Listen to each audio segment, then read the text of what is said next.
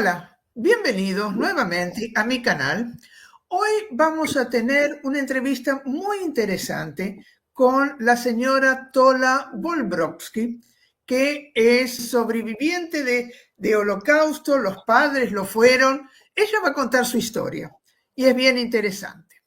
Bueno, el día 27 de enero fue el Día Internacional del Holocausto, un acontecimiento, como dice mi entrevistada, que siempre hay que recordar y nunca hay que olvidar. Entonces, Tola, ¿cómo estás? Muchas gracias por tu entrevista. Puedes comenzar hablando. ¿Qué tal? ¿Cómo ¿Cómo, estás? qué tal?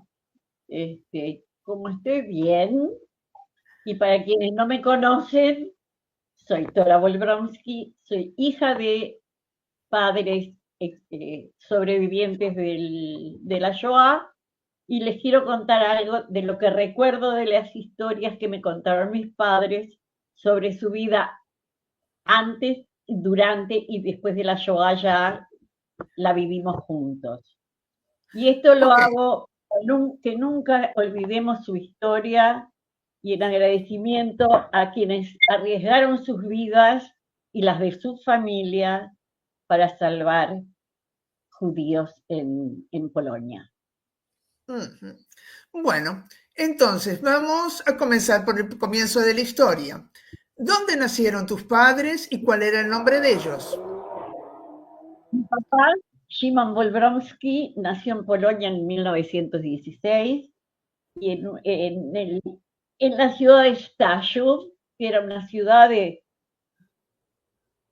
donde más de la mitad de los pobladores eran judíos, en una familia tradicionalista y sionista. Eran 10 hermanos y había un hermano que se había ido hace muchos años ya para Canadá, dos hermanos habían hecho en la época de que estalló la guerra, dos hermanas ya vivían en Uruguay y dos hermanos ya estaban en Palestina.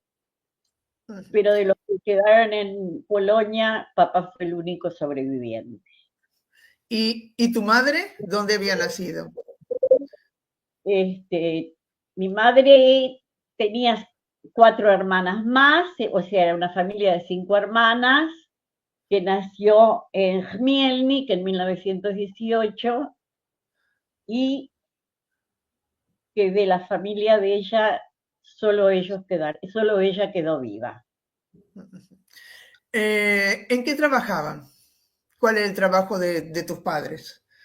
Mi mamá era ama de casa después que se casaron y papá trabajaba con su madre en el negocio de venta de cueros para suelas y capelladas, este, que estaba frente a donde después se cerró el gueto. Ujú. Y, Y él estaba trabajando con su madre. y dime una cosa, ¿cómo era la vida en Polonia antes de la guerra? Bueno, la vida en Polonia, Estallo, era una vida, o sea, había se sentía el antisemitismo, pero no, era algo a lo que se habían acostumbrado. La colectividad judía tenía una vida social y muy interesante, estaban todos los movimientos jalucianos, existían. Este, ya te digo, mi familia, o sea, la familia de mi padre era una familia sionista de la Yomera Tzair, menos mi abuela, y la familia de mi madre era una familia betar, con eso está todo dicho, pero la vida en general era soportable, tenían un buen ritmo de vida, ya se habían adaptado a esa vida. Ahora, cuando estalló la guerra y la juventud que volvió de las ciudades, sobre todo de Barja, de las universidades, cuando estuvieron en vacaciones, antes de la guerra ya se empezó a sentir más el antisemitismo. Y bueno, cuando entraron los alemanes a Stashun, fue el, acabó su, Dime una hubo cosa, problemas. dime una cosa, ¿tus padres vivieron en el gueto? Y si vivieron ahí, ¿cómo se escaparon? Bueno, mis padres, la casa de mis padres quedó dentro del gueto. Y la casa de mi abuela también. Ellos, cuando vieron que las cosas se ponían muy feas, lo primero que pasó antes del gueto fue que cuando entraron los alemanes y hasta la instauración del gueto, este, habían, eh, se habían apoderado de todos los negocios, de judíos. El negocio de mi padre era de mucho interés para el ejército alemán porque tenían suelas y cuero para capelladas de botas. Tanto es así que después que le estaban con el negocio, mi padre terminó un tiempo trabajando en una fábrica de botas para los alemanes, que tenemos la tarjeta de trabajo de él como constancia. Cuando empezaron a ver las cosas como se venían y empezaron a cerrar el gueto, mi padre tenía autorización para salir a trabajar.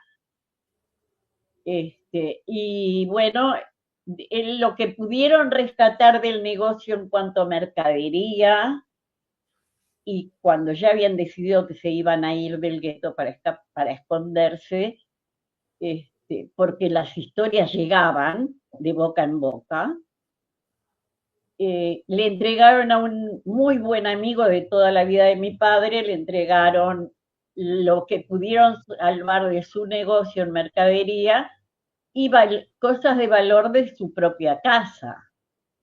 Ahora, ellos estuvieron, entonces, una vez que entregaron todo eso, habían conseguido, una persona les había conseguido un escondite en una granja donde los echaron 2 semanas después.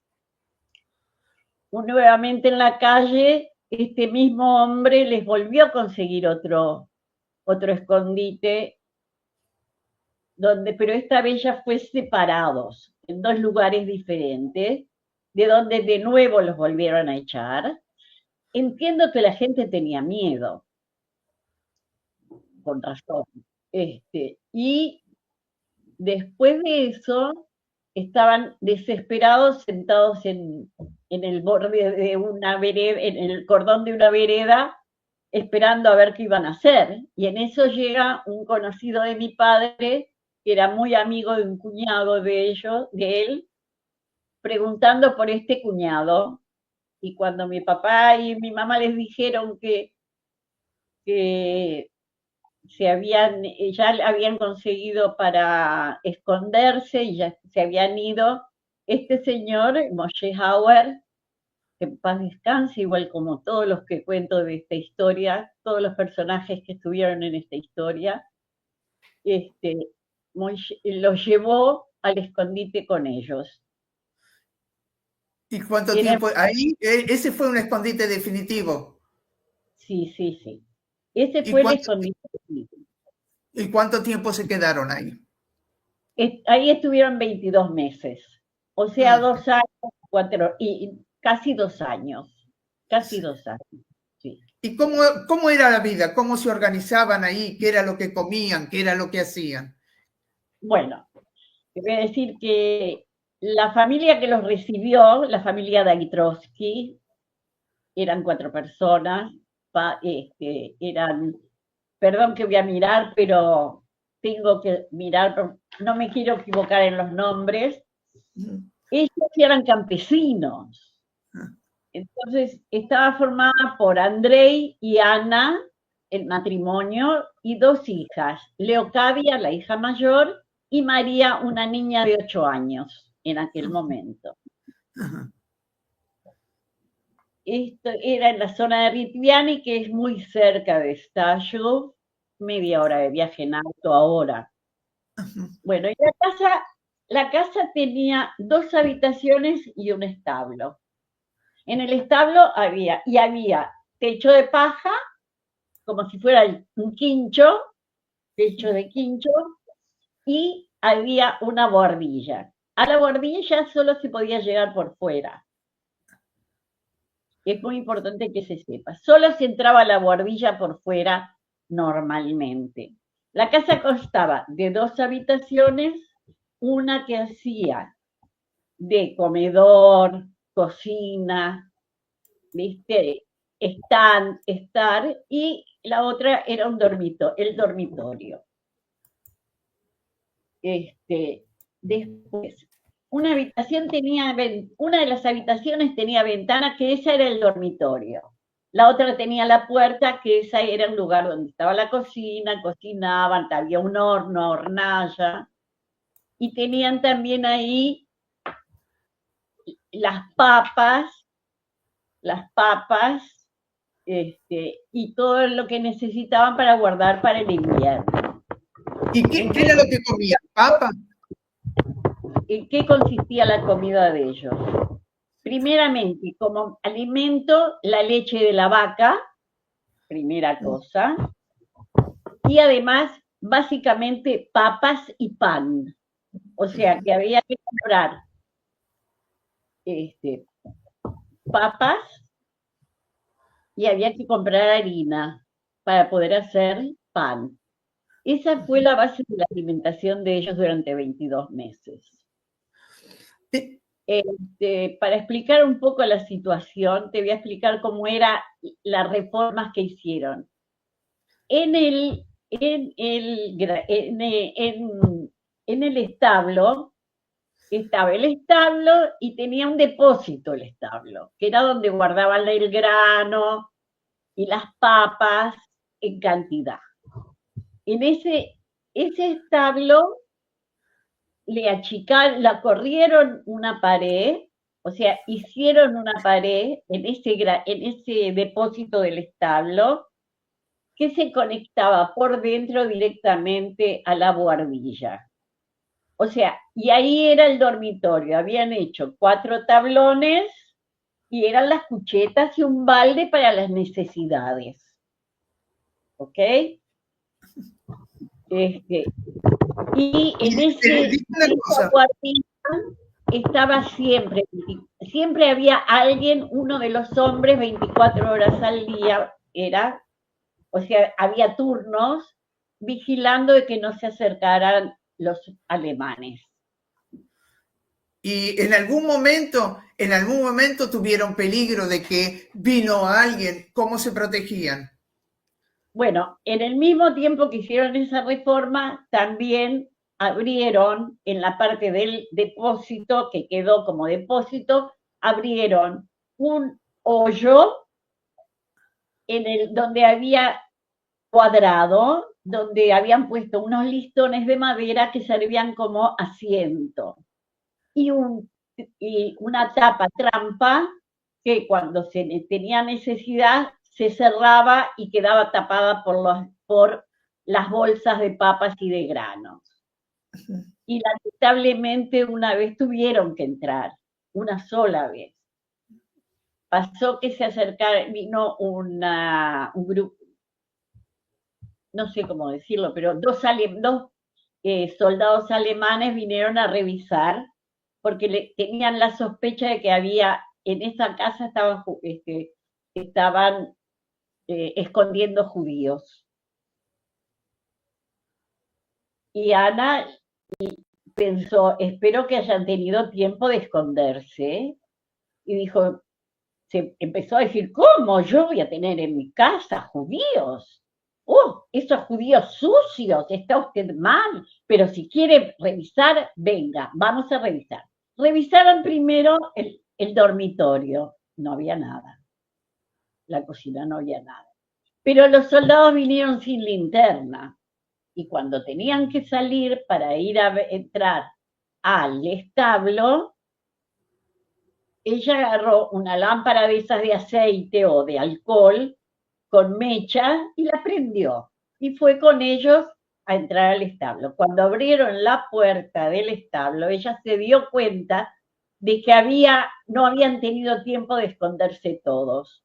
Entonces estornudó, apagó la lámpara por el estornudo, fue sin queriendo, y entonces le dijo a los soldados, ay, perdón, pero se apagó la lámpara.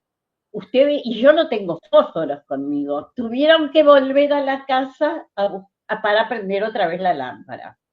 Una vez que prenden la lámpara y vuelven, fueron despacio, volvieron despacio. Ellos tuvieron tiempo de entrar a ese escondite bajo tierra, bajar la tapa y quedó todo. Y revisaron el establo de pe a pa, no vieron nada.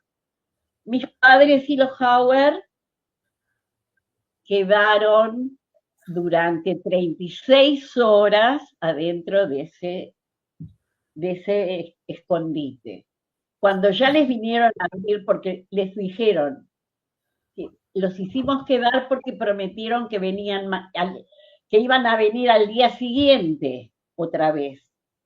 Entonces no los dejaron salir del establo. Imagínense 8 personas, no, 8 no, 6 personas adentro un cuadrado, sentados, tienen sus necesidades, los niños que no hablaran. Fue muy fuerte, realmente muy fuerte. ¿Y cuándo ellos salieron digamos, de ese escondite? ¿Ya había terminado la guerra o no? Cuando salen Cuando del escondite. del buraco del piso, No, cuando salen de la casa. cuando salen de esa casa salieron en el final de la guerra. Yo pienso que fue cuando llegaron los rusos a esa zona de Polonia. Los rusos. Y ellos, ¿qué pasó? Mis padres estaban escondidos en un lugar que no tenía ventana, no tenía puerta, no tenía nada. Entraban y salían por la escalerita. Entonces, sí, ellos directamente no tenían salida afuera, solamente si salían por la escalera exterior del techo. Entonces. Cuando los Daitroski oyeron hablar en ruso, hablaron con los soldados y les dijeron que ellos tenían escondidos a 2 familias de judíos. En ese momento, uno de el encargado de esa avanzada rusa mandó llamar a un soldado, creo que era algo más que soldado, sargento, que era judío, y se entendieron en yiddish. Entonces el hombre vino y dijo que los liberaran y que los llevaran automáticamente enseguida al hospital de campaña que tenían cerca de la ciudad. Este señor Aarón Ben Aarón era un ruso judío que peleaba en el ejército ruso contra los alemanes que habían matado a sus padres. Eso fue de mañana. Esa misma noche siguiente hubo un bombardeo alemán y Aarón Ben Aarón murió. Es destino que este hombre haya sobrevivido hasta que mis padres fueron liberados. ¿Y de ahí tus padres fueron para dónde? ¿A qué ciudad fueron? Bueno, después de que fueron liberados y estaban en el hospital, empezaron a trabajar en el hospital. Mi mamá estaba en la cocina, mi papá sería camillero, porque ¿qué otra cosa podía ser un vendedor de cueros en un hospital, sino?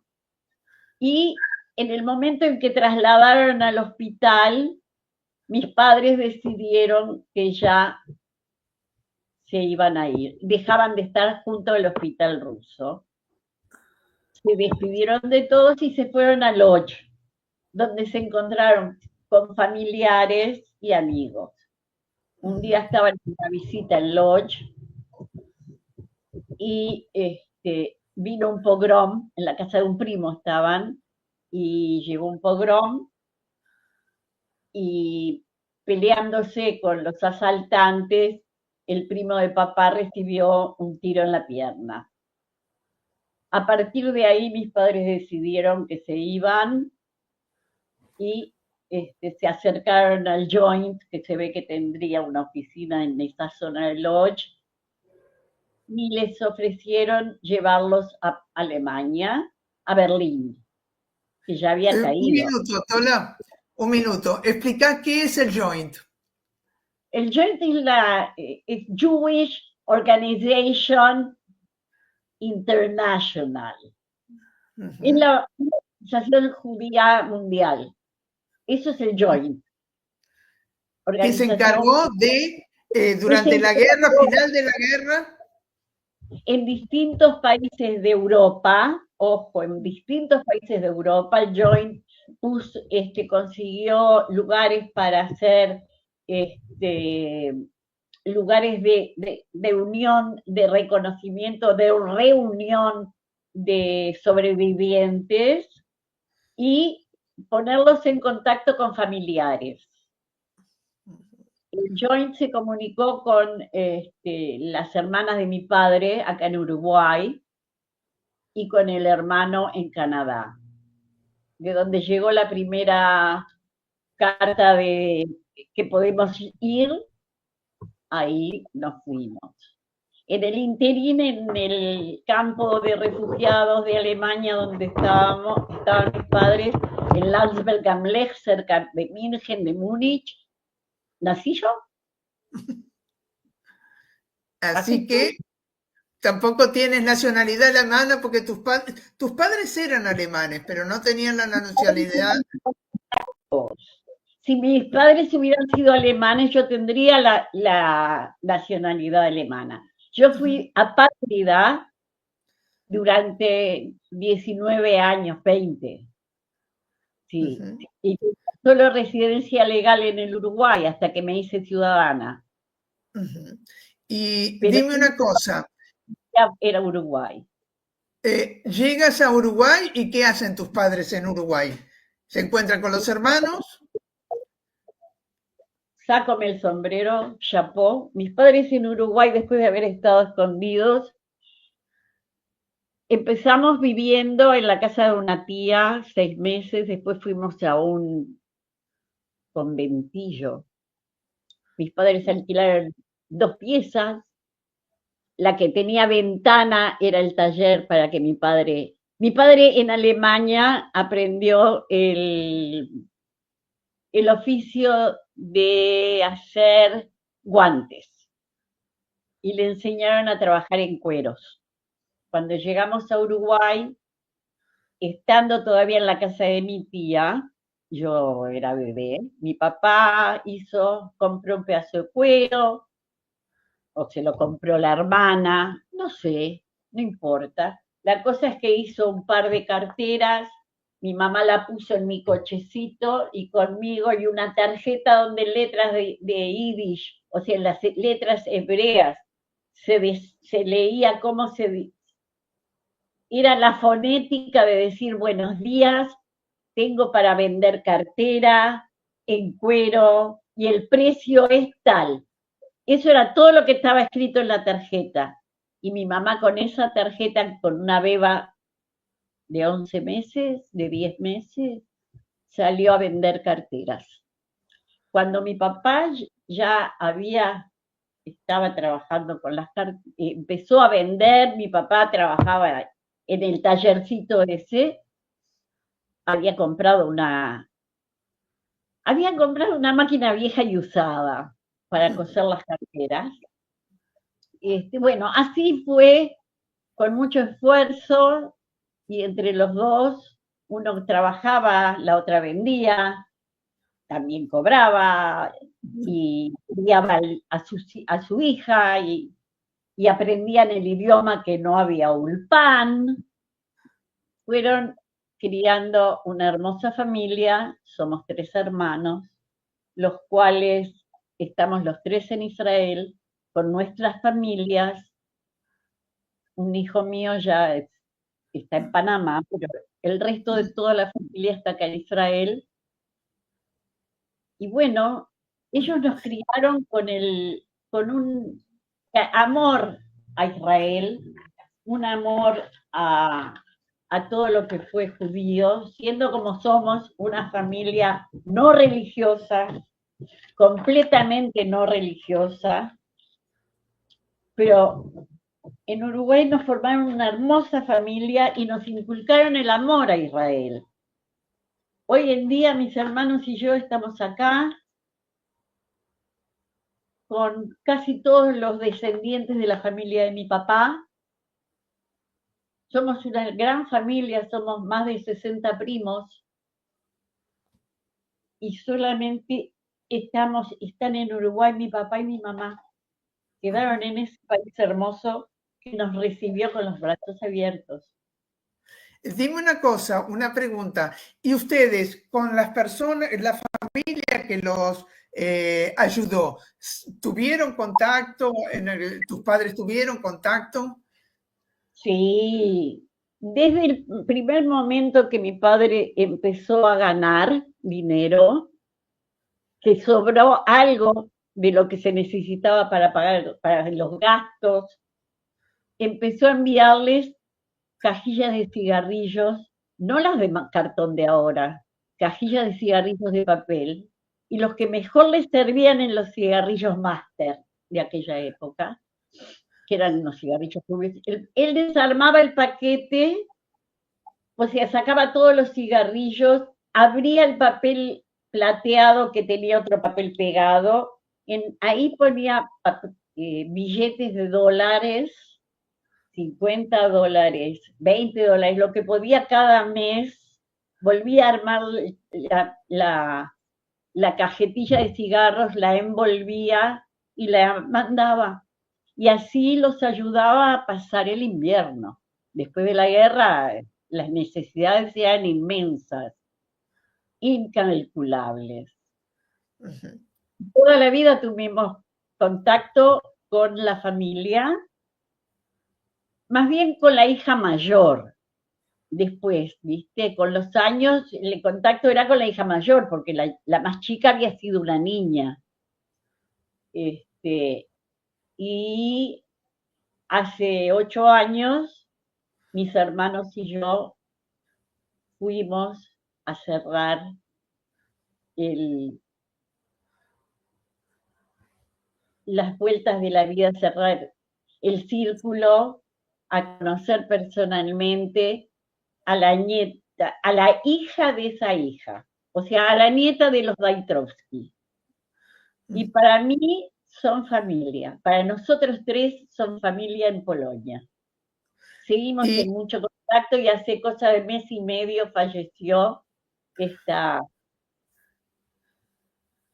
eh, Ana, esta hermana.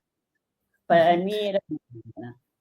dime una cosa, también hay tú me contaste que tu padre consiguió que sean Yad Vashem colocados como justos, ¿no? En el año, ya te voy a decir en qué año, papá consiguió que se los nombre en, en 1995. Mi papá consiguió que nombraran a la familia Daitrovsky el reconocimiento de justos entre las naciones por Yad Vashem. Recibieron el título, recibieron el regalo, y en el año 96 papá dio un testimonio para, este, para Steven Spielberg, para la Fundación Shoah, que Steven Spielberg la fundó, la financia, y después que pude ver toda la declaración de mi papá, fue que escuché toda la historia contada de boca de él. Porque hasta entonces sabíamos, cada uno sabía lo que alguna vez lograron contar, tanto él como mamá, pero lo que sí, el recuerdo que tengo yo es de haberlos oído llorar muchas noches. Muchas noches lloraban. Mi madre nunca se perdonó no haber podido salvar a sus hermanas, 4 hermanas menores. Y hubo muchas cosas que mi padre estaría, o sea, ellos, el día que las Naciones Unidas declaró que la partición y el día que se declaró la independencia de Israel, fue para mi padre y para mi madre un día muy especial porque papá decía que ellos pasaron lo que pasaron porque no tenían un país ni un ejército que los defienda. Mm. Bueno, hoy en día pasan cosas, pero Eh, tenemos un ejército y un país que nos defiende. Seguro. Y bueno, y seguimos adelante. Bueno, Así aquí, la única que entró, una de las personas que entró es Cintia, que creo que tú la conoces, y pregunta si va a quedar grabada la entrevista. Sí queda grabada la entrevista, Cintia. La vas a poder ver. Rafael le pidió. Exacto. Dice, hola, me están preguntando si queda grabada la entrevista. Suerte, mami y Alicia. Sí queda grabada la entrevista. La otra que mandó un mensaje, Divina Tola, Susi Godo. No sé quién es. ¿Tú conoces? Divina Tola. Susi Odorovsky, sí, Oh. divina, Susi. Un beso grande. Y Diana Gerber que coloca, qué horror. Sí, un horror. Y Se por está eso siempre, y se está repitiendo en nuestros días, a eh, pesar por del eso, país y del ejército. por eso es siempre recordar, nunca olvidar, y yo te agradezco muchísimo este, vivo, estas declaraciones tuyas, porque eso se tiene que grabar, eso tiene que divulgarse. Y son pequeñas cosas y todo el mundo, hay mucha gente que habla. Yo te agradezco muchísimo, Tola, de que hayas participado en esto. ¿Ok? No hay de qué, te lo mereces y mucho más. No, gracias, tú también. Ok, Gracias por entonces, la oportunidad. ok, y siempre que tengas algo para contar, tú sabes que mi canal siempre está abierto. Bueno, espero que les haya interesado este video. Suscríbanse, denle un like y compártanlo con sus amigos. Ustedes saben que eso me ayuda mucho, mucho. Bueno, nos vemos en la próxima. Esto queda grabado. Quien no lo pudo ver ahora lo puede ver en diferido y nos encontramos en la próxima oportunidad. Gracias y a Gracias. todos. Chao.